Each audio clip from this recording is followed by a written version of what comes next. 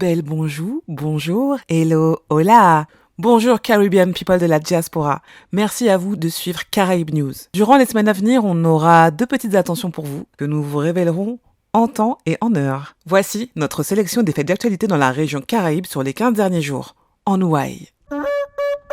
Grenade. La Grenade élabore un plan de préparation à la crise alimentaire. La Grenade a commencé à élaborer un plan de préparation à la crise alimentaire afin de définir ce qui constitue une crise majeure impactant la sécurité alimentaire et nutritionnelle du pays en cas de catastrophe nationale ou de choc externe, telle une pandémie. Le plan vise à collecter et analyser des données pour informer les décideurs politiques et les autres parties prenantes sur les problèmes affectant le pays. La Grenade a demandé un prêt à la Banque mondiale pour répondre à l'aggravation des conditions de sécurité alimentaire et l'une des conditions de ce prêt est l'élaboration d'un plan de prévention opérationnel. Le plan devrait inclure des protocoles, les rôles des uns et les autres et des échéanciers pour mobiliser des financements supplémentaires et prendre des mesures précoces. D'autres pays de la région d'Amérique latine et des Caraïbes développent des plans similaires tels que Saint-Vincent et les Grenadines, la Dominique, Haïti, Sainte-Lucie et le Honduras. Cuba. Les Cubains bloqués en Haïti depuis février ne veulent plus attendre calmement. Un groupe constitué de plus de 250 Cubains est bloqué en Haïti depuis février.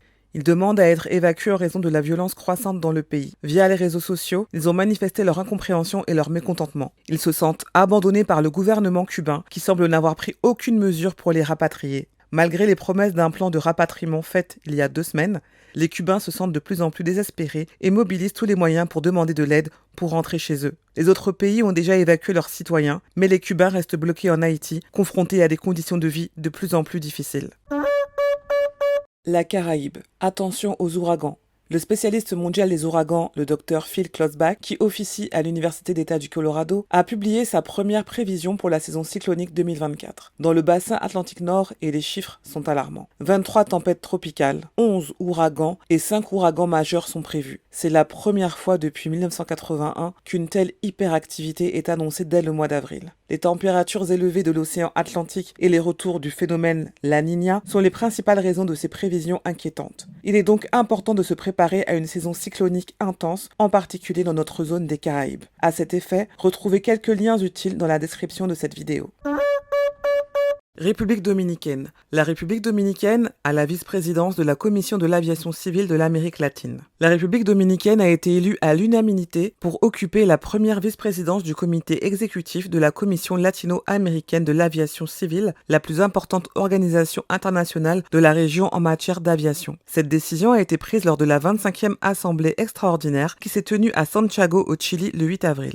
Le docteur José Ernesto Mart Piantini, président du Conseil de l'aviation civile de la République dominicaine, a exprimé sa fierté quant à cet accomplissement, soulignant le rôle clé de son pays dans l'aviation civile régionale. Il a attribué ce succès au travail assidu guidé par les directives du président dominicain Luis Abinader Corona. La République dominicaine a également obtenu le droit d'accueillir la prochaine assemblée électorale de la Commission latino-américaine de l'aviation civile planifiée en 2026. Le docteur Mart Piantini a souligné l'état robuste actuel de l'aviation civile en République dominicaine, citant une croissance et un développement sans précédent. Haïti, concert émouvant de l'artiste Friday à Miami. Le chanteur et compositeur haïtiano-américain Friday a marqué une étape importante dans sa carrière en se produisant lors de son plus grand spectacle à date au James London Night Center de Miami. Avec une salle comble et aucun artiste en première partie, la soirée était entièrement dédiée à Friday et sa musique. Sa mère, célèbre pour sa prière émouvante dans son single Came Too Far, a ouvert le concert avec une prière émouvante en créole demandant des bénédictions pour le spectacle et ses spectateurs. Friday a partagé une vidéo de la prière de sa mère sur les réseaux sociaux, exprimant sa gratitude et ses émotions. Ce moment poignant avait une signification particulière pour Friday, qui a récemment perdu son père. La présence de sa famille en coulisses à Miami pour le soutenir lors de ce moment monumental de sa carrière a rendu la soirée encore plus importante. Jamaïque. Ludlow Bernard s'éloigne du rôle d'entraîneur. Ludlow Bernard, un entraîneur très estimé, a annoncé qu'il se concentrera désormais sur la relance des performances économiques du Harbour View Football Club au sein de la première ligue jamaïcaine après s'être éloigné de ses fonctions d'entraîneur. Malgré les appels le pressant de retourner sur le terrain, Bernard a déclaré que sa priorité est le Harbour View Football Club et qu'il veut s'assurer que le personnel des entraîneurs est prêt pour la prochaine saison. Il a refusé de donner plus de précisions sur son nouveau rôle et de confirmer la promotion de son adjoint au poste d'entraîneur principal. Dudlot Bernard mettra l'accent sur le développement des jeunes talents et sur la génération de ressources financières grâce au parrainage et aux ventes de joueurs. Il estime que la reconstruction du stade est l'un des objectifs importants pour le Harborview Football Club. Dudlot Bernard considère son temps à la tête de l'équipe en tant qu'entraîneur comme une bonne période et il rajoute qu'il est fier de ce qu'il a réalisé avec cette équipe.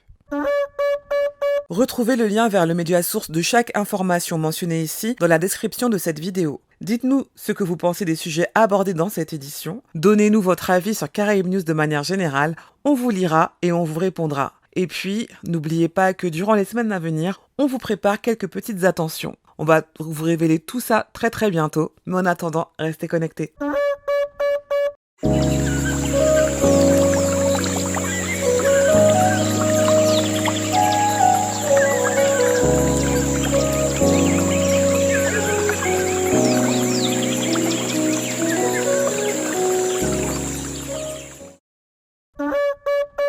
Vous aimez Caraïbes News et vous souhaitez nous soutenir? Alors n'hésitez pas à liker et partager cette édition de Caraïbes News avec vos amis, car plus on est de fous et plus il y a de news. Pour ne rater aucune des futures éditions, abonnez-vous à la chaîne YouTube USC United States of the Caribbean ou alors à la playlist USC Caraïbes News de la chaîne. Et enfin, si vous en avez la capacité, vous pouvez aussi nous soutenir en nous offrant un thé ou un café, voir le lien de notre page Buy Me a Coffee dans la description. Je vous invite également à visiter la page Instagram United States of the Caribbean @USC 5_ pour suivre l'intégralité de son activité. Sur ce, je vous dis à dans d'autres soleils.